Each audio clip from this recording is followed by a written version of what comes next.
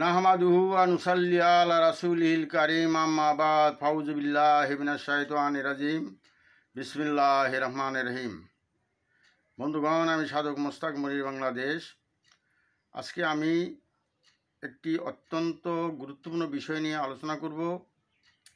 আশা করি ভিডিওটি খুবই গুরুত্বপূর্ণ হতে চলেছে এবং এই ভিডিওটির যে আজকে যে প্রসঙ্গ এবং বিষয় তা হলো যে সর্বপ্রকার সাধনের যে জননী বা প্রথম যে সাধন, মানব জীবনের যে প্রাথমিক সাধনা, মানুষের জীবনের যে প্রথম সাধনা এবং মানুষের জীবনের যে সাধনার জননী বা সাধনার মা যাকে বলা হয়, যার মধ্যে সমস্ত কিছু সাধন ভজন নিহিত রয়েছে, সেই সাধন হলো দেহের সাধন। অর্থাৎ দেহতত্ত্ব জানতে হবে। দেহের সাধন করতে হলে দেহ সম্পর্কে জানতে হবে। অর্থাৎ আপনি যদি দেহই সুস্থ না থাকে, আপনি যদি দেহই ভালো না থাকে, একটি প্রবাদ আছে যে স্বাস্থ্যই সকল সুখের মূল। আপনাকে সর্বপ্রথম যে সাধনাটা করতে হবে সেটি হলো দেহের সাধনা। অর্থাৎ আমাদের এই দেহকে মহান আল্লাহ রাব্বুল আলামিন তিনি মানুষকে আশরাফুল মাখলুকাত অর্থাৎ সৃষ্টির সর্বশ্রেষ্ঠ জীব হিসাবে সৃষ্টি করেছেন এবং সর্বাঙ্গ সুন্দর এবং যেখানে যা লাগিয়ে অত্যন্ত নিপুণভাবে সৃষ্টি করেছেন, ভিতরে এবং বাহিরে। সুতরাং প্রথমে আমাদের এই দেহকে সুস্থ রাখতে হবে এবং এই দেহের সাধনা আমাদেরকে করতে হবে। এবং এই দেহের সাধনা করতে হলে এবং আমাদের দেহতত্ত্ব জানতে হবে। আর এই দেহতত্ত্ব বলতে আমরা কি বুঝি? দেহতত্ত্ব বলতে আমাদের যে যা কিছু মহান রাব্বুল আলামিন আমাদেরকে দান করেছেন, আমাদের মন, মগজ, মস্তিষ্ক, হাত, পা এবং যে সমস্ত অঙ্গ প্রত্যঙ্গ দান করেছেন, যেখানে যা লাগে তাই দিয়ে তিনি সৃষ্টি করেছেন এবং এটার আল্লাহ রাব্বুল আলামিন আমাদেরকে দান করেছেন, দিয়েছেন। কিন্তু বাকিটা রক্ষা করার দায়িত্ব হলো আমাদের।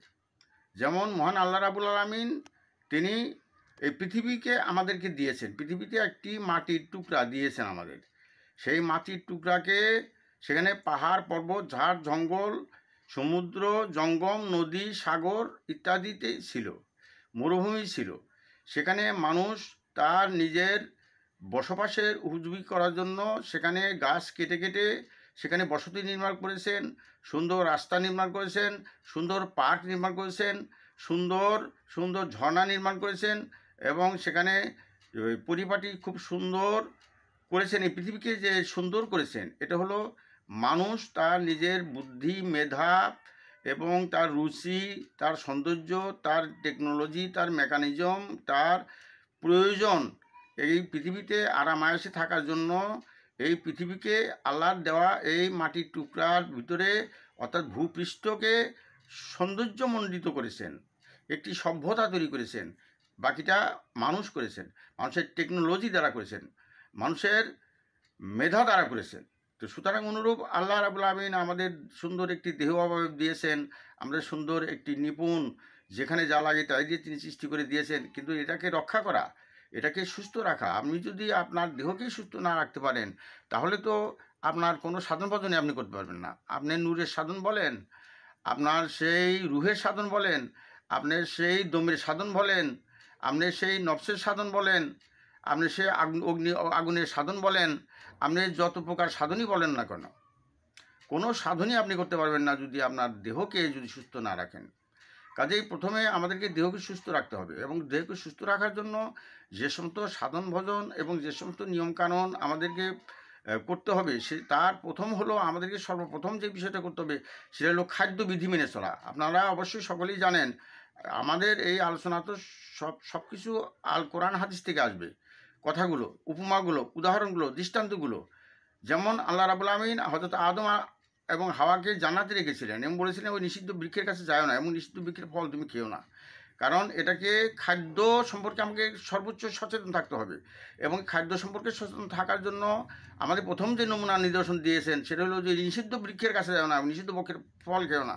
কিন্তু আল্লাহ রাব্বুল আলামিন সেই আদেশকে লঙ্ঘন করে প্রথমে বিবি হাওয়া সেই নিষিদ্ধ বৃক্ষের ফল খান এবং পরবর্তী সময় আদম আলাইহিস সালামকে খাওয়ান। এরপরে তার দেহ বিষাক্ত হয়ে যায় এবং তার দেহের ভিতরে জৈবিক যে ওয়াসাসা এসে যায় এবং জৈবিক যে জীবাণু ভাইরাসে আক্রান্ত হয়ে যান, যার ফলে সে জান্নাতে থাকার মতো উপযুক্ততা তিনি হারিয়ে ফেলেন, যার ফলে আল্লাহ রাব্বুল আলামিন তাকে এই মর্তের পৃথিবীতে তাকে পাঠিয়ে দেন এবং এই পৃথিবীর যে জৈবিক খাদ্য, এই সমস্তগুলো খাদ্যগুলো আমাদেরকে খেতে হয় এবং প্রতিটি খাদ্যের মধ্যেই মনে করেন যে আমাদের কিছু উপকারও আছে, কিছু অপকারও আছে। এই জন্য আমাদের খাদ্য বিধি মেনে চলতে হবে। যেমন আল্লাহ রাব্বুল আলামিন বলছেন যে তোমরা মদ্যপান করিও না এবং তোমরা শূকরের মাংস হারাম খেও না, এবং যে সমস্ত পশু অন্য পশুকে হিংস্র জীবজন্তু খায়ও না। কারণ আমরা যে খাদ্য খাই সেই খাদ্যের প্রভাবটা আমাদের মন মগজের উপরে এসে প্রভাবিত হয়। তো সুতরাং আমাদের মন মগজের উপরে প্রভাবিত হয়। আপনি বেশি বেশি মাংস খেলে হবে কি, আপনার ভিতরে পশুর স্বভাবে এসে যাবে। আপনি যদি যে শুকরের মাংস খাওয়া নিষেধ করা হয়েছে, যে শুকরের মাংস হলো নোংরা এবং এটা হলো দূষিত, এবং শুকর দূষিত বস্তুকে পছন্দ করে এবং দূষিত জায়গায় থাকতে পছন্দ করে, এবং শুকরের সবচেয়ে খারাপ যে দিকটি সেটা হলো নির্লজ্জ। কারণ তারা প্রকাশ্যে সঙ্গম না করে সঙ্গম করতে পারেন না। কাজেই যদি এই নিষিদ্ধ এবং এই দূষিত পশুর মাংস যদি খাইতো, এটা হারাম করে দিয়েছেন এই জন্যই যে তাহলে তার ভিতরে যে ওই শুকরের স্বভাব তার ভিতরে এসে যাবে। অনুরূপভাবে একজন সাধক তিনি তার মাংস খাওয়ার প্রতি অনেকটা কমিয়ে দিতে হবে এবং এটাকে খুব লিমিটেশনের ভিতরে নিয়ে আসতে হবে। এবং এই জন্য যে বেশি বেশি পশুর মাংস খাইলে, হালাল পশুর মাংস খাইলেও আপনার ভিতরে পশুর যে স্বভাবটা এটা বেড়ে যাবে, এটা আধিক্য হয়ে যাবে। এই জন্য ফলমূল বেশি করে খাওয়া উচিত এবং চর্বি জাতীয় খাওয়া কম খাওয়া উচিত এবং শাকসবজি বেশি করে খাওয়া উচিত। তাহলে তৃণ জাতীয় খাবার বেশি করে খাওয়া উচিত। তাহলে তার ভিতরে নমনীয়তা কমনীয়তা গুণাবলী সৃষ্টি হয়ে যাবে। আর বেশি বেশি মাংস খেলে তার ভিতরে উত্তেজনা বেড়ে যাবে, তেজস্ক্রিয়তা বেড়ে যাবে, উগ্রতা বেড়ে যাবে। এই জন্য খাদ্য বিধি রয়েছে। অনেক হালাল খাদ্য আছে যেগুলা কম খাওয়া দরকার, অনেক হালাল খাদ্য কম খাওয়া দরকার। সাধকেরা যারা সাধনা করেন তারা কিন্তু খাদ্যবিধি মেনে চলেন। এলো প্রথম হলো আমাকে খাদ্যবিধি মেনে চলতে হবে। দ্বিতীয়ত যে সাধনটা করতে হবে, দৈহিক সাধন, সেটা হলো যে আপনাকে মোরাকাবা মুশাহাদা তো করতেই হবে। আপনাকে কী করতে হবে, যোগ ব্যায়াম করতে হবে। যা হাঁটু মুড়িয়ে যোগ ব্যায়াম করতে হবে, আপনার হাঁটুর ব্যায়াম করতে হবে, আপনার মাজার ব্যায়াম করতে হবে, আপনার দেহের ব্যায়াম করতে হবে, আপনার সুস্থ থাকার জন্য হাঁটতে হবে এবং আপনাকে কায়িক পরিশ্রম করতে হবে, আপনাকে হাট বাজারে যেতে হবে, আপনাকে হাঁটতে হবে এবং আপনাকে প্রয়োজন বোধে যাদের চলাফেরা করার সময় কম তাদেরকে যোগ ব্যায়াম করতে হবে। এই যোগ ব্যায়াম হলো দ্বিতীয়। আপনাকে অবশ্যই দেহের সুস্থতা রক্ষা করার জন্য আপনাকে অবশ্যই ব্যায়াম করতে হবে, যোগ ব্যায়াম করতে হবে। আপনি উদাহরণস্বরূপ ধরুন, মহান আল্লাহ রাব্বুল আলামিন যে সমস্ত উপাসনা আমাদেরকে দিয়েছেন তার মধ্যে সর্বশ্রেষ্ঠ উপাসনা হলো যে নামাজ, অর্থাৎ সালাত আদায় করা, এটাকে কায়েম করা।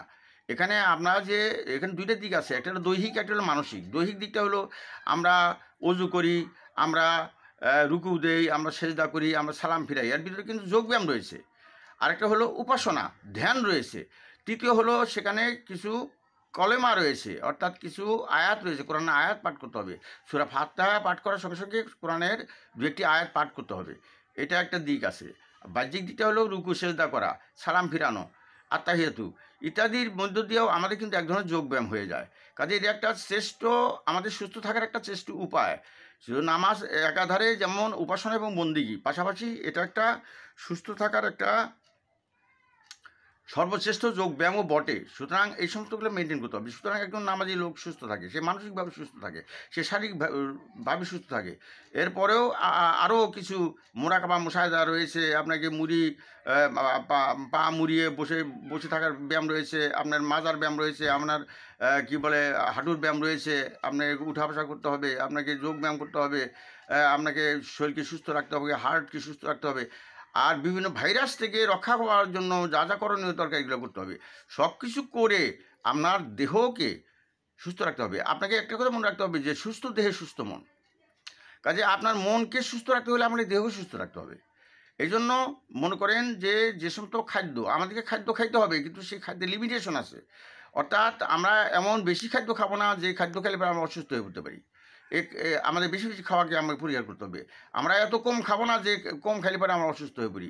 তাহলে আমাদেরকে মাঝামাঝি অবস্থান করতে হবে। আপনার ক্ষুধা লাগলে খাইতে হবে এবং তাই বলে পেট পুরে খেতে খাওয়া যাবে না।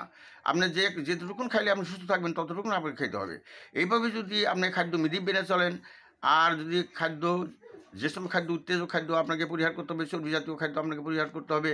আপনাকে সুস্থ থাকার জন্য যতটুকু ব্যায়াম করা দরকার ব্যায়াম করতে হবে, যেটুকু মোরা কামড় সাদা করা দরকার সেটা করতে হবে। আপনার অজু করতে হবে, গোসল করতে হবে, আপনাকে নামাজ আদায় করতে হবে ইত্যাদি। আপনাকে শারীরিক সুস্থ থাকার জন্য আপনার যা যা করা করণীয় দরকার তাইতেই করতে হবে। আর তাহলে কি হবে, আপনার সুস্থ দেহ থাকবে এবং সুস্থ দেহে আপনার একটি সুস্থ মন থাকবে। আর সুস্থ দেহে যখন সুস্থ মন থাকবে এবং এই সুস্থ মন দিয়ে আপনি সেই নূরের সাধন করতে পারবেন, আপনার সেই রুহের সাধন করতে পারবেন, আপনি সেই দমের সাধন করতে পারবেন, আপনি সেই জাগতিক এবং অতি জাগতিক মহাজাগতিক বিষয়েও আপনি সাধনা করতে পারবেন। আপনি সকল প্রকার সাধনা আপনি করতে পারবেন এবং সাধনা আপনি সিদ্ধি লাভ করতে পারবেন যদি আপনি আপনার এই দেহকে সুস্থ রাখতে পারেন। তাহলে আমরা আমাদের এই সংক্ষিপ্ত আলোচনায় আমাদের এই কথাই আপনাদেরকে বলতে চাই এবং এই যে ইনফরমেশন আমরা আপনাদের কাছে দিতে চাই যে আপনারা যারা সাধনা করেন, আপনারা যারা সাধক, এমন রাত্রি জাগরণ করা যাবে না যে পরের দিন আপনি উঠতেই পারছে না। কাজেই আপনাদেরকে বেশি রাত্রি যাপন করা যাবে না, আপনাকে টাইমলি ঘুমাইতে হবে, টাইমলি বিশ্রাম করতে হবে এবং সময় মতো আপনাদের সকল কাজ সম্পন্ন করতে হবে। সর্বোপরি আপনাকে দেহকে সুস্থ রাখতে হবে, আপনার নিজেকে সুন্দর রাখতে হবে, তবেই আপনি অন্যান্য সাধনায় আপনি অগ্রসর হতে পারবেন। ও আখিরি দাওয়ানা আলহামদুলিল্লাহি রাব্বিল আলামিন। আসসালামু আলাইকুম রহমতুল্লাহি ওয়া বারাকাতুহু।